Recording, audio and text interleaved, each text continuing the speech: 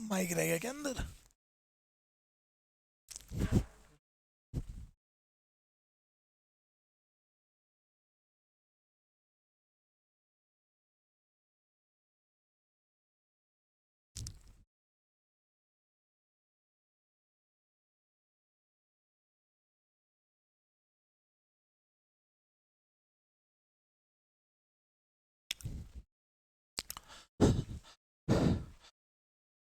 करे भाई class start आज की। मिशन इंस्पेक्टर बैच में आज 88 देर हो चुका है बच्चों। यानी कि अगर मैं बात करूंगा कि 88 मॉक टेस्ट आउट ऑफ 100, यानी कि आप नोटिस करिए, अगर जिस बच्चे ने अच्छे से इंग्लिश पढ़ रखी है और वो प्रैक्टिस के लिए अगर कुछ क्वेश्चंस देखना चाहता हो विद ऑप्शन विद एक्सप्लेनेशन, तो आप नोटिस करिए कितना अच्छा प्लेटफॉर्म है उनके पास। और पता है, मैं ये काफ़ी टाइम से सोचता था, मतलब लॉकडाउन के टाइम से सोचता था कि मैं कभी कोई ऐसी सीरीज़ बनाऊं, क्योंकि पढ़ा तो मैं पूरा सकता नहीं, मैं आपको टू बी फ्रैंक बताऊं, लेकिन मैं आप लोगों को क्वेश्चंस ऐसे जरूर करा सकता हूं जिससे आपको वो पेपर में बहुत सारे काम आ जाएं। जैसे अभी आपने थोड़ी देर पहले देखा भी होगा कि मैंने जो आज की क्लास, यानी कि आज का जो पेपर हुआ है हमारा सीजीएल मेंस का, वो मैंने थोड़ा बहुत एनालाइज करवाया। और मैं आपको फिर कह रहा हूं बच्चों, पूरा का पूरा पेपर ना मिशन इंस्पेक्टर बैच से था।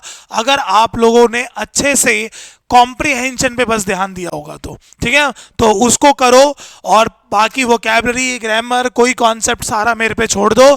अगर आप टाइमली ये सारी चीज़ें देख रहे हो, एनालाइज कर रहे हो, आपको कभी प्रॉब्लम नहीं आने वाली। ठीक है, चलिए। मेंस स्पेशल स्टार्ट था और सेम सीरीज स्टार्ट थी हमारी 90 तक। कौन कौन सी?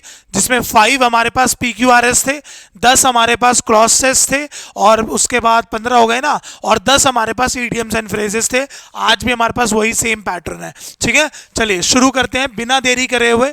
सेम हमारे पास पहले PQRS से बच्चों तरीका क्या था, ए वाला और डी तक पूरा पढ़ लो, क्योंकि पूरा पढ़ते समय ही आपको आधी बातें समझ में आ जाएगी। लिखा हुआ है कि he had lost his leg in an accident 5 years back. With that accident, his dream of becoming the next Carl Lewis has been shattered forever. Carl Lewis बच्चों एक 100 मीटर और 20 मीटर का रेस है, ठीक है। In place of his leg, left leg was a wooden stump. Vikas setup and remove the bedsheet that was covering his leg. आपको देखो पढ़ के पता चल गया होगा कि डी वाला ऑप्शन जो है उससे स्टेटमेंट स्टार्ट हो सकती है, तो आप पढ़िए। इसमें भी नहीं है, इसमें भी नहीं है, इसमें है और इसमें भी नहीं है। सी वाले में बोल रहा है डी के बगल में सी, यानी कि अगर विकास वाली लाइन के बगल में मैं बोलूंगा तो बोल रहा है कि in his left leg was a wooden stump, यानी कि इसके बाद ये हो सकता है ना। और देन उसके बाद बोल रहा है ए वाली लाइन, और फिर लास्ट में बता रहा है कि अगर वो वैसा एक्सीडेंट नहीं हुआ होता तो वो कार लिवाइस बन सकता था। यानी कि कौन सा ऑप्शन करेक्ट हो गया बच्चों? सी इज द राइट ऑप्शन। ठीक है भाई, चलिए आगे देखते हैं next. But it does not appear to have any effect on the children. School teachers try to do their best from the early years by ordering silence. Every few seconds in the class, they look sweet and elegant, but the moment they open their mouth, they let out a shattering volume of sound. देखो पता चल गया ना। Someone noted recently that present day babies are particularly loud throated. ठीक है, देखो किससे sentence का सेंस आ सकता है?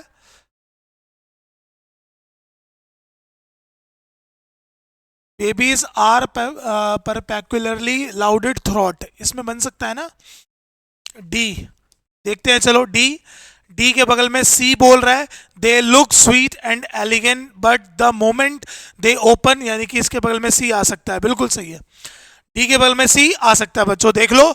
और सी के बगल में क्या बोल रहा है? बी। और बी के बगल में लास्ट में क्या आ रहा है भाई? ए। ठीक है, चलिए अगला देखते हैं क्या लिखा है हमारे पास कि so those subjected to makeup heart face to face a ferry misery. There were lights at all angles and round half a dozen large mirrors in the room. The makeup room had the look of a hair cutting salon. ठीक है, यहीं से शुरू हो सकता है. दे were all in कैंडेसेंट lights. ठीक है, तो सी से सेंटेंस स्टार्ट हो चुका है. तो सी से सेंटेंस घेरा, सी के बगल में बी आ रहा था, पढ़ के सेंस आ रहा था, पढ़ लो, क्योंकि मेकअप रूम की बात हो रही थी ना हेयर कटिंग के बगल में, तो इसके जस्ट बगल में ये लाइन आ सकती है. तो कौन सा करेक्ट ऑप्शन हो गया बच्चों? D is the right option. चलिए अगला देखते हैं. The other was on the side table near the window. When I returned, I was shocked to see that one set laying on the floor. I was gone for more than an hour. I had completed reading the proof, so I left them on the desk. यानी कि D के बगल में सी, पता चल रहा है ना? तो डी के बगल में सी पढ़ो बच्चों, किसमें है? सी ऑप्शन में है ना. फिर उसके बाद बी और बी के बाद ए, बिल्कुल सही है. चलिए अगला देखते हैं क्या लिखा हुआ है. However Yusuf comforted himself by imagining the hotel food in store for him the next day. First, Yusuf's stomach was occupied by excitement. It was difficult to eat dinner that night. Secondly, mother, यानी कि first के बगल में D के बगल में C, B के बगल में D आ सकता है. For health trips and prepared sprouted beans and yogurt. यानी कि देख लो B के बगल में D कहाँ है? इसमें नहीं है, इसमें भी नहीं है. B के बगल में D इसमें है ना, इसमें नहीं है और इसमें भी है. इसमें ए से सेंटेंस शुरू है, नहीं सी से सेंटेंस शुरू होगा. It was difficult to eat that night, है ना, उस नाइट की बात कर रहा है, क्योंकि उसने कुछ भी वहां पर होटल फूड से जो भी खाया हुआ होगा उसकी वजह से उसका पेट जो है वो डिस्टर्ब हो गया था.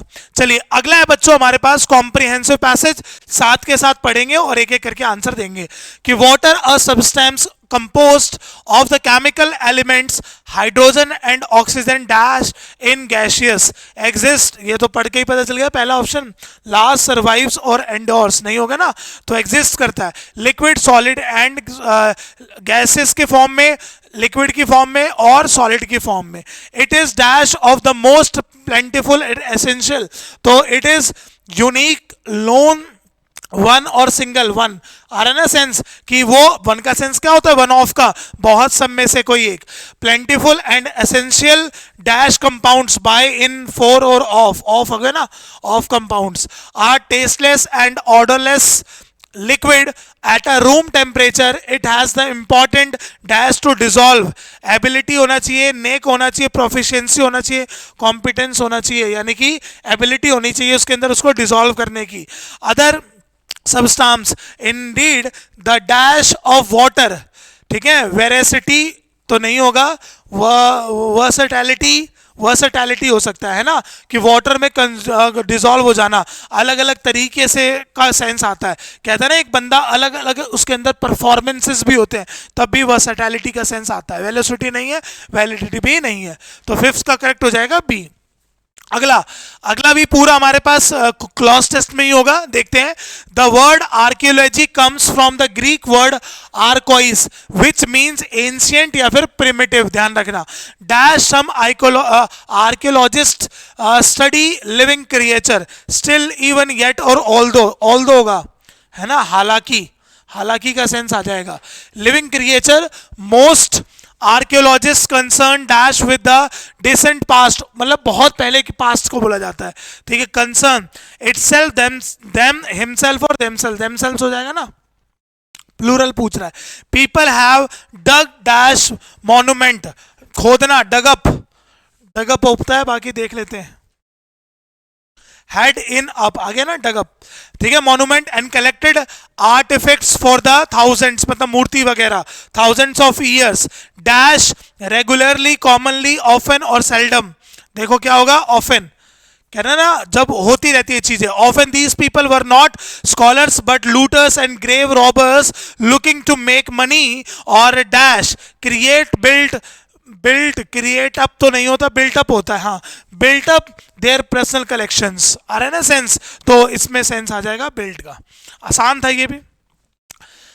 अच्छा अगला है इडियम्स. खड़े खड़े सारे बता रहा हूं आपको, एक एक करके सबका मीनिंग देखते रहना। वर्ड क्या लिखा हुआ है? Lion share. लायन शेयर होता है जब आपकी मेजॉरिटी होती है, जब आपके पास एक बड़ा हिस्सा होता है, उसको बोला जाता है। तो आप पढ़िए कौन सा ऑप्शन हो सकता है? पोर्शन, सी वाला, कि the greatest and most desirable portion of something, एक बहुत बड़ा हिस्सा। A live wire, a live wire एक तरह का मेटाफर होता है, एक तरह का आप लोगों यूज करते हो कि एक आदमी के अंदर करंट घूम रहा है, यानी कि एक ऐसा व्यक्ति जो बहुत ज्यादा एनर्जेटिक होता है, बहुत ज्यादा एक्टिव होता है, उसको बोलते हैं। तो पढ़ो, बी ऑप्शन में लिखा हुआ है एक्टिव और एनर्जेटिक, सेम वही वर्ड जो मैंने अभी आपको एज इट इज बताए। अगला देखो, sit on the fence. Sit on the fence होता है अनडिसाइडेड, जब कोई चीज, जब कोई बंदा किसी का पक्ष नहीं लेता, न्यूट्रल रहता है, कोई चीज को कंफर्म नहीं करता, तब बोला जाता है। तो देखो क्या है, सी ऑप्शन पढ़ के देखिए, अवॉइड मेकिंग अ डिसीजन, आ रहा है ना, अवॉइड मेकिंग अ डिसीजन। अगला, fair and square. Fair and square होता है कि जब कोई भी काम होता है ना, कि किसी भी मुद्दे पर होता है, मतलब कोई चीज ऐसे बोल दी जाए कि भाई इस पॉइंट को इसके अकॉर्डिंग ही होना चाहिए, कि जब आप कोई टर्म्स एंड कंडीशंस लगा देते हो तब बोला जाता है फेयर एंड स्क्वायर। तो क्या सेंस हो जाएगा भाई? गो टू द रूल्स, है ना, कि टर्म्स एंड कंडीशंस आपने लगा दी। आगे देखते हैं, a bad egg. A bad egg का सेंस होता है जब कोई पर्सन अपनी किसी चीजों में इनपरफेक्ट हो या फिर वो डिसऑनेस्ट हो, काम चोरी करता हो, उस व्यक्ति को बोला जाता है। एनिमी नहीं होता, ये ध्यान रखना, ठीक है। तो ए ऑप्शन में लिखा हुआ है अनरिलायबल, लिखा हुआ है ना, और डिसऑनेस्ट भी लिखा हुआ है, तो ए इज द राइट ऑप्शन। अगला, tight someone over. Tight someone over का मतलब बच्चा मतलब होता है जब आप किसी की जिंदगी में जब कोई परेशानी होती है और आप उसकी मदद कर देते हो, तब यूज करा जाता है ये, है ना। पढ़ो, बी में क्या लिखा हुआ है? Give temporary help usually financial, है ना। चलिए अगला, कि टू पे लिप सर्विस। टू पे लिप सर्विस का यहां पर तो सेंस, वैसे तो इसका मतलब होता है सपोर्ट करना, लॉयल रहना, उसके टाइप के सेंस में आता है। टू आस्क फॉर परमिशन नहीं होगा, इनसिंसियर का नहीं होगा, लाउड स्टेटमेंट नहीं होगा, to talk out of turn नहीं होगा। कैसे होगा भाई? ऑप्शन गलत लगा दिए क्या? टू सपोर्ट लिख लेना, to be loyal, to support, to loyal, इसका सेंस आता है, ठीक है। चलो आगे देखते हैं, to get the ball rolling. To get the ball rolling का मतलब होता है जब आपने कोई भी पॉइंट को ये बोल दिया कि अब ये चीज यहां से शुरू होगी, यानी कि जिसकी आप शुरुआत करने जा रहे हो, तब बोला जाता है कि भाई यहीं से आपने लाइन क्लिक कर दी, यहां से सारी चीजें शुरू होंगी। तो पढ़िए, डी ऑप्शन लिखा हुआ है टू बिगिन अ प्रोसेस, यानी कि प्रोसेस भी तो शुरू होने के लिए बोलेंगे। चलो आगे देखते हैं, लिखा हुआ है कि थ्रू थिक एंड थिंग, इसका मतलब होता है कि किसी भी हालत में, चाहे प्रॉब्लम आ रही हो चाहे ना आ रही हो, वो चीज होके रहेगी। तो बी ऑप्शन पढ़ो, क्या लिखा हुआ है? अंडर ऑल कंडीशंस, है ना, किसी भी हालत में। अगला सेंटेंस देखते हैं, ऑन द हॉरिजन। ठीक है, क्या सेंस हो सकता है इसका? जब कभी कोई चीज फ्यूचर में जस्ट होने वाली होती है, उसके लिए बोला जाता है ना। Upcoming event likely to happen soon, ये लिखा हुआ है ना, जो चीज होने वाली हो। क्लियर हो गया भाई? तो D is the correct option. तो भाई हमने यहां पर अपना 88 डे बच्चों कंप्लीट करा, सेम 89 और 90 आपको सेम पैटर्न में मिलेगा। फिर से मैं जो 91 से करवाऊंगा उसको थोड़ा सा चेंज कर दूंगा, ठीक है।